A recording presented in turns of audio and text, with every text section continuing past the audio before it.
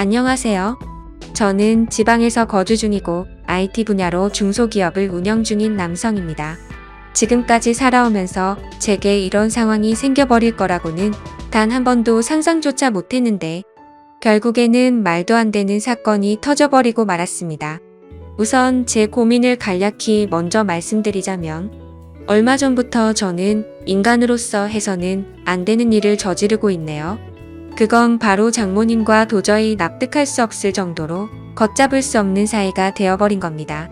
저는 지금으로부터 3년 전에 지금의 제 아내를 만나게 되었죠. 저희는 소개팅 같은 흔한 자리로 만나게 되었던 건 아니었습니다. 그 당시에 가장 친하게 지내던 동생과 약속이 있었고 퇴근을 하고 나서 술자리를 가지게 되었습니다. 이 동생은 원래부터 친한 사이는 아니었고 저의 거래처 회사 직원이었는데 자주 만나서 같이 일도 하고 이야기를 하다 보니 엄청 급속도로 친해진 그런 사이였죠. 평상시에는 동생과 둘이서만 술을 마셨기에 그날도 아무런 생각 없이 술을 마시고 있었습니다. 그런데 평소와 다르게 동생은 갑자기 제게 사업이 그렇게 잘 되고 있는데 도대체 왜 여자친구를 만들지 않느냐는 질문을 시작하더니 갑자기 아는 여동생이 있는데 소개를 시켜준다고 하더라고요. 사실 그때는 정말 운이 좋게도 제가 남들에 비해서 사업이 잘 되고 있어서 또래 친구들과 비교하면 말도 안 되는 돈을 벌고 있었습니다. 그래서 잠자는 시간을 제외하고는 항상 회사에서 일만 하는 일벌레처럼 지내고 있었죠. 그렇게 몇 년을 똑같은 생활을 반복하다 보니 점점 외로워지던 차에 잘 됐구나 싶더라고요. 그래서 어떤 여자인지 물어보았고 동생은 소개시켜줄 여자의 사진도 보여주더군요. 사진을 보는데 아이돌 걸그룹 같은 풋풋하고 상큼한 예쁜 미모에 놀랬습니다.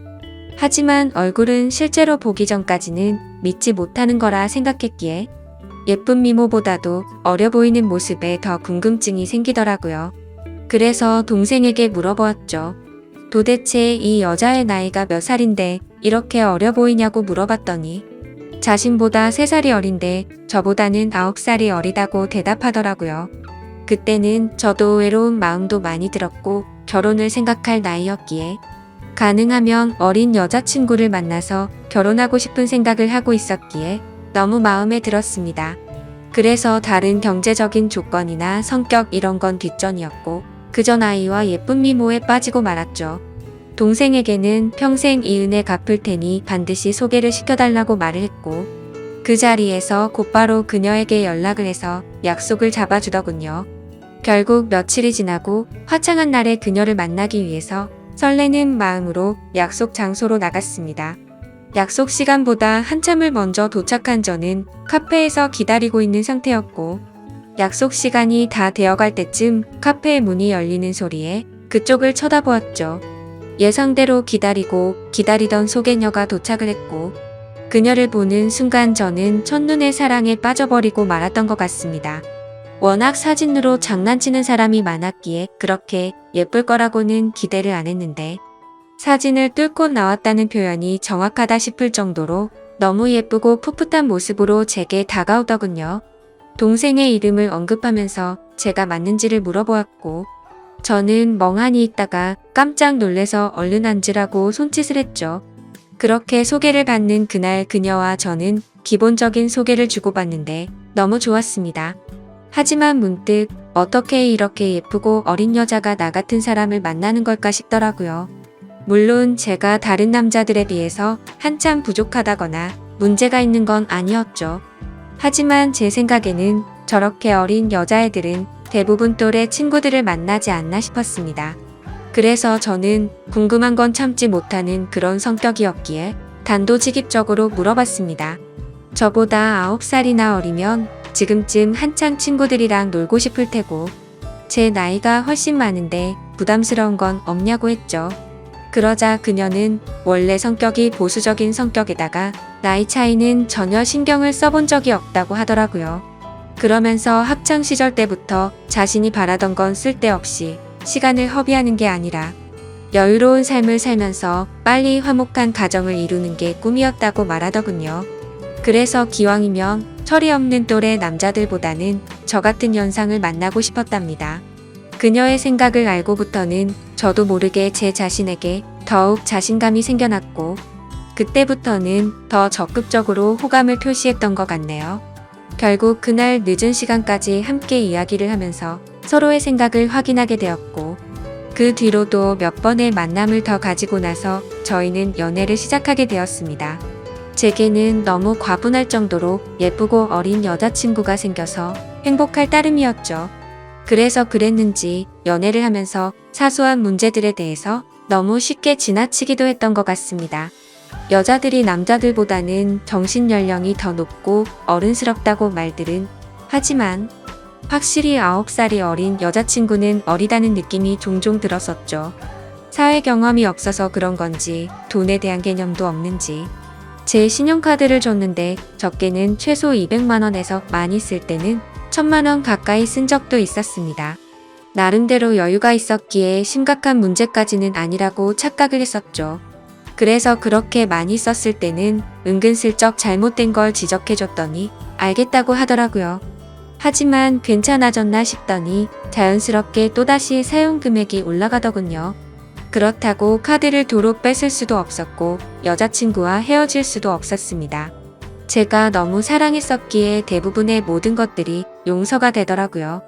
그리고 결혼하고 나서 아이도 낳고 하면 경제적으로 더 조심하는 여자가 되겠지라고 생각했었죠. 또 문제가 됐던 건 밤낮 가릴 거 없이 하루 종일 울려대는 카톡 메시지였죠. 여자친구가 대학교를 다니고 있었을 때인데 어떻게 연락처를 알고 연락이 오는 건지 별의별 남자들이 다 찝쩍대더라고요. 물론 여자친구가 인기가 많은 건 남자친구로서 으쓱할 수 있는 건 맞았지만 이것도 한두 번이지 연애하는 동안 매일같이 겪으니 스트레스가 너무 많이 쌓이더군요.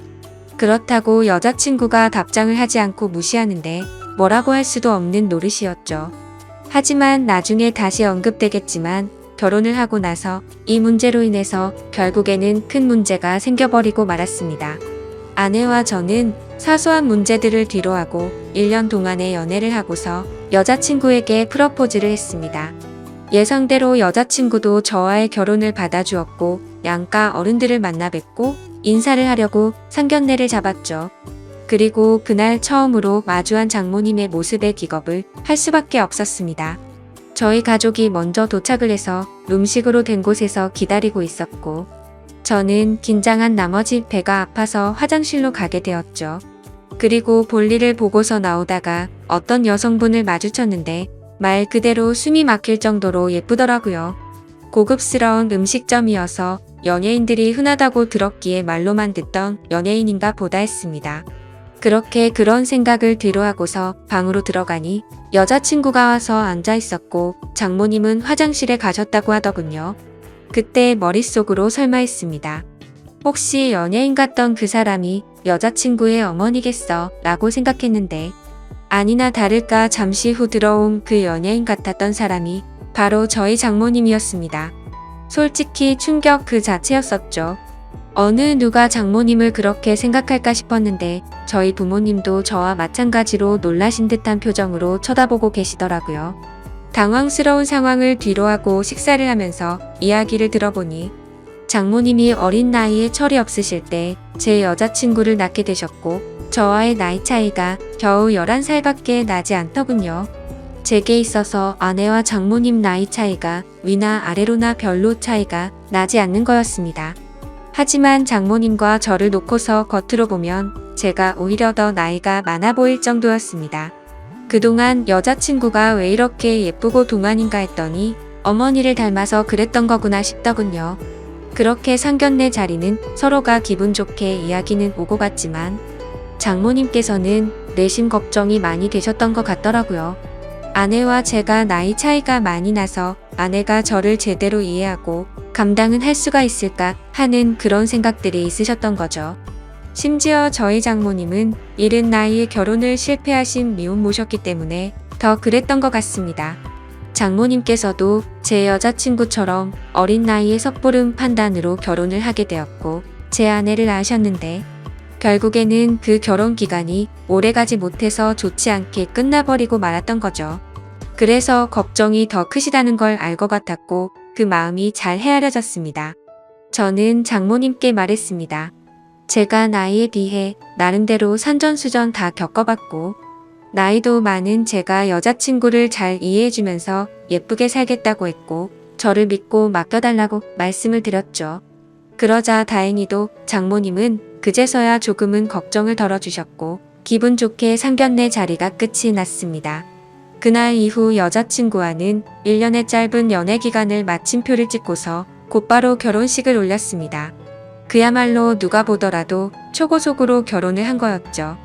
요즘에는 10살 정도 차이 나는 커플들이 흔하다 싶을 정도로 많았는데, 그런 커플들을 보면 인고 부부들처럼 잘들 사니까 크게 문제될 거라는 생각은 없었습니다.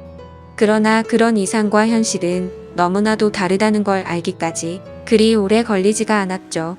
처음에 1년 동안은 다른 사람들과 다름없이 행복하게 잘 지냈습니다.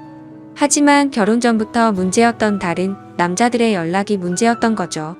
함께 지내다 보니 잠이 막 들려고 하다가도 새벽에 울리는 휴대폰 소리에 깨는 경우가 생기다 보니 짜증이 났습니다. 그것도 급한 연락도 아니고 별것도 아닌 걸로 유부녀에게 추근덕대는 남자들의 연락이니 당연히 화가 날 문제가 아닐까요? 솔직히 결혼을 하게 되면 이런 문제가 없을 거라고 생각을 했고, 여자친구도 단호하게 잘 거절할 거라고 생각을 했습니다.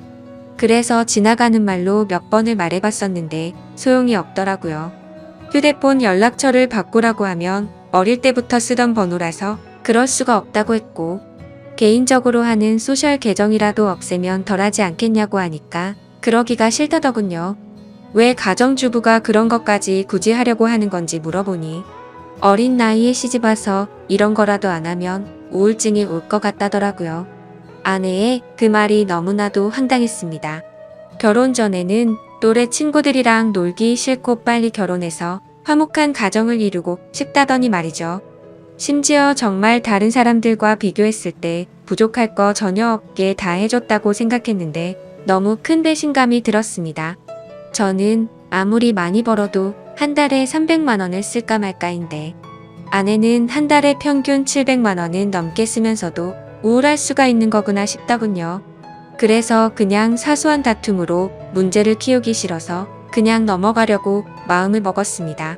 그나마 바람이라도 피지 않는 게 어디겠냐라며 생각을 하고 참았었는데 제가 너무 멍청했던 거죠. 그날 이후로 평소와 다름없이 지내던 중 회사 미팅으로 인해서 백화점을 갔던 날 결국 사건이 터지고 말았습니다. 그 백화점은 평상시에 아내가 자주 가던 곳이었기에 혹시라도 아내가 오늘도 그곳에 왔으면 같이 밥이라도 먹으려고 어디냐고 연락을 했더니 집이라고 하더라고요. 그래서 알겠다고 대답을 하고 나서 백화점 직원과 회의를 시작했고, 1시간 정도 뒤쯤 회사로 가려고 하는데 익숙한 모습이 보이더군요.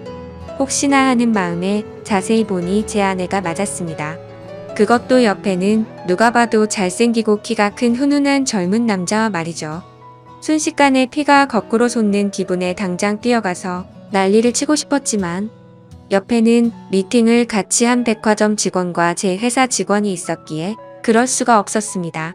저는 두 사람에게 급한 일이 생겼다고 말하고는 자리를 피해서 조용히 아내를 뒤따라갔죠. 일단 제가 오해를 하는 걸 수도 있고 나중에 혹시라도 모른다는 마음에 증거를 확보하려고 사진을 찍었습니다. 제발 제가 착각하는 거라고 믿고 싶었지만 그런 바람은 이루어지지가 않더군요. 잠깐 동안 따라다녔지만 마치 연인처럼 팔짱을 끼는가 하며 남자 신발부터 시작해서 화장품이며 옷을 사서는 죄다 그 남자에게 선물을 하고 있더라고요. 그것도 제가 열심히 일해서 번 돈으로 말이죠. 그동안 제 것을 종종 사왔기에 카드 내역을 보면서도 단 한 번도 의심을 해본 적이 없었습니다. 그렇게 아내와 그 남자는 백화점 쇼핑을 마치더니 겁을 상실해버린 건지 너무나도 자연스럽게 팔짱을 낀 채로 엘리베이터로 향하더군요. 솔직히 그때 많은 고민을 했습니다.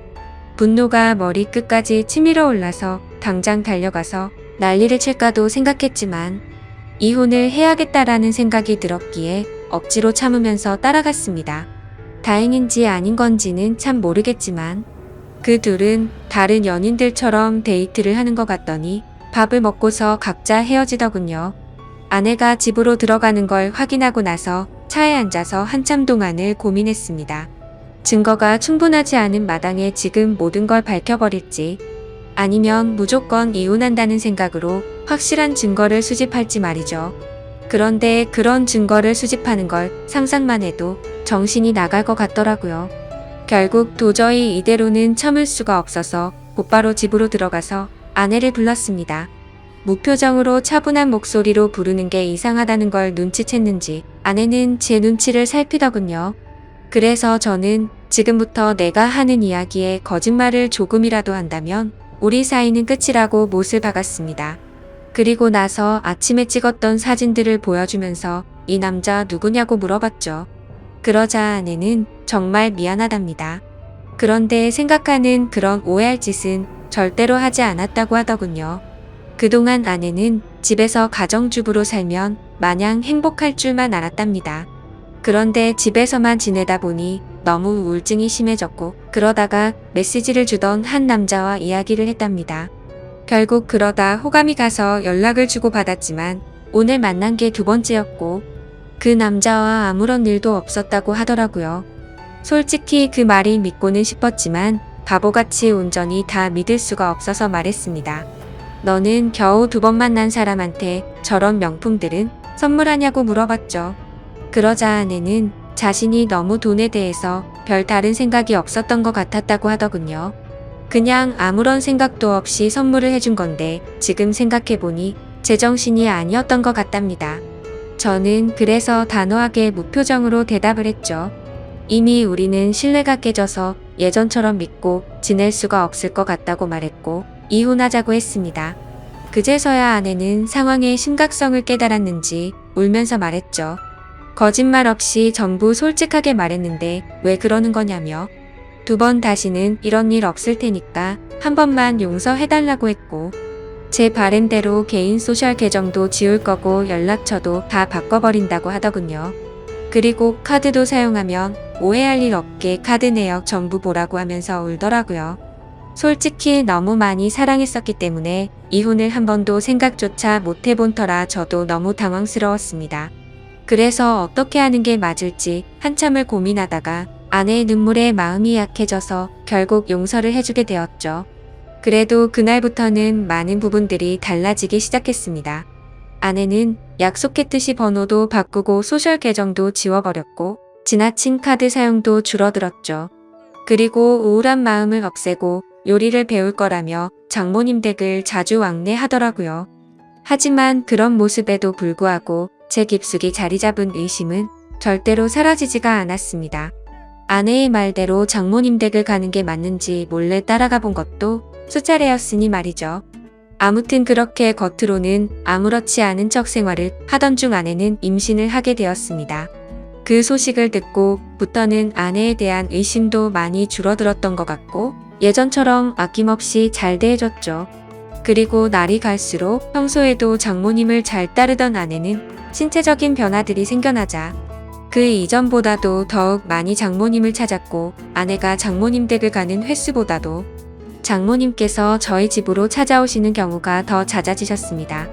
저희 집과 장모님 댁은 대중교통을 이용하게 되면 비교적으로 가까운 거리여서 장모님은 이른 아침에 저희 집으로 찾아오셔서 제 저녁까지 챙겨주셨습니다. 뭔가 기분이 참 묘하더라고요. 무슨 미모의 여배우가 와서 밥을 차려주는 기분인데 장모님은 음식 솜씨도 너무 훌륭하셨죠. 저는 그렇게까지 해주시는 장모님을 보면서 늘 감사했습니다. 그렇게 하루하루를 지내다 보니 아내가 임신 8개월이 넘었을 때부터 우리 부부는 갑자기 싸움이 잦아졌습니다. 제가 아내를 예전처럼 잘 대해줘서 그런 건지 아내의 본성이 다시 나오는 건가 싶은 그런 기분이었죠. 아무튼 저희 회사는 IT 업종이라 일의 특성상 야근이 많은 환경이었기에 늦게 들어가는 날이 많았습니다. 그럴 때면 아내는 제게 온갖 짜증을 내면서 화를 내더라고요. 어떻게 임신한 자신을 두고 매번 이렇게 늦게 들어오냐고 말이죠. 심지어 혹시 자신을 이렇게 만들어 놓고 다른 데 가서 딴 여자랑 놀아나는 거 아니냐고 하더라고요. 아내는 그새 본인이 했던 일을 까맣게 잊어버린 건가 싶더군요. 적반하장도 유분수지 누가 누굴 의심해야 하는 건지 참 황당하고 어이가 없었습니다. 솔직히 그때까지만 해도 정말 하늘의 맹세코 절대로 한눈을 판 적이 없었거든요. 그리고 사장이라는 자리에 있기 때문에 가끔은 사기 진작을 위해서라도 직원들과 회식을 해야 하는데도 불구하고 사회생활을 안 해본 티를 내는 건지 아내는 그런 상황들을 절대로 이해해주지 않더라고요. 그냥 회사 일부터 시작해서 집안일까지 일부러 시비를 거는 거 아닌가 하는 생각까지 들었습니다. 아이를 갖기 전까지만 해도 제가 사장이니까 직원들에게 이렇게 해줘야 한다, 저렇게 해줘야 한다 라며 제게 많이 내조를 해줬었던 아내인데 갑자기 이렇게 달라지고 이제는 직원들 챙길 시간이 어디 있냐며 때려 성질부터 내는 겁니다. 그런 모습들로 인해 저도 마음이 많이 지쳤고 제 나름대로 힘들어서 술로 스트레스를 풀어가면서 지내왔습니다. 그리고 그렇게 힘들어하는 모습들을 장모님이 가장 가까이에서 지켜보고 계셨었죠. 그러던 어느 날 제가 퇴근하고 집으로 돌아오자 장모님께서는 피곤하지 않으면 집까지 데려다 줄 수 없겠냐고 하시면서 조심스레 말씀을 건네시는 겁니다. 동시에 제 아내에게 박서방을 데리고 가서 집에 무거운 물건들 위치를 좀 바꾼다며 저녁 먹이고서 집으로 돌려보내겠다고 하시더군요. 아내는 알겠다면서 집에 올 때 아이스크림을 사오라고 해서 저는 아내에게 알겠다고 대답을 하고서 집 밖으로 나섰습니다. 그렇게 장모님 댁으로 가는 도중에 이런저런 다양한 이야기들을 많이 했습니다. 장모님께서는 제가 많이 힘들 것 같다면서 저를 위로해 주셨고 지금은 힘들더라도 나중에는 상황이 나아질 거라고 말을 해주시더라고요. 저는 저를 위로해 주시는 장모님에게 고마운 마음이 들었고 평상시에도 장모님께서 미혼모였다는 사실을 알게 된 후부터 아내를 곱고 바르게 잘 키우셨다는 생각에 존경스러웠습니다. 그래서 아무 생각 없이 그런 모습이 존경스럽다고 말씀을 드렸는데 당황스럽게도 장모님께서는 갑자기 왈칵 눈물을 흘리시더라고요. 그러시면서 왜 미혼모가 되었는지에 대한 이야기들을 해주시고 왜 혼자서 딸을 키워왔는지 그런 많은 이야기들을 해주시더라고요. 저는 그런 장모님을 보면서 어린 나이 때부터 마음고생이 심하셨겠구나 생각도 들었고 장모님이 이제는 제게 마음을 많이 열어주셨구나 라는 생각을 하였습니다. 그리고 그런 이야기를 듣고 있자니 저도 덩달아 마음이 아팠고 아직도 여자같이 여린 장모님을 보면서 묘한 감정이 생겨나더라고요. 그렇게 그날은 장모님 댁으로 가서 식탁과 TV 선반대를 옮겨드렸고 비빔국수를 얻어먹고서 집으로 돌아왔습니다. 하지만 그날 이후로 장모님과 저와의 사이에서 문제가 생겨났습니다. 점심에 매일 밖에서 음식을 사서 챙겨 먹는 걸 말씀드렸는데 그런 저를 안쓰럽게 생각해 주셨는지 장모님은 매일같이 도시락을 직접 싸서 제게 가져다 주셨습니다. 장모님은 딸을 보려고 집에 가는 길에 들려서 주는 거라고 말씀하셨지만 제가 운영하는 회사는 저희 집과는 버스로 3정거장 더 멀리 떨어져 있었습니다.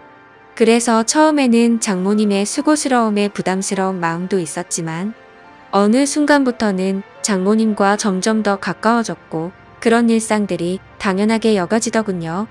그러다 보니 오늘은 무슨 반찬을 갖다 주실까라는 생각도 하고 저도 모르게 장모님을 기다리고 있더라고요.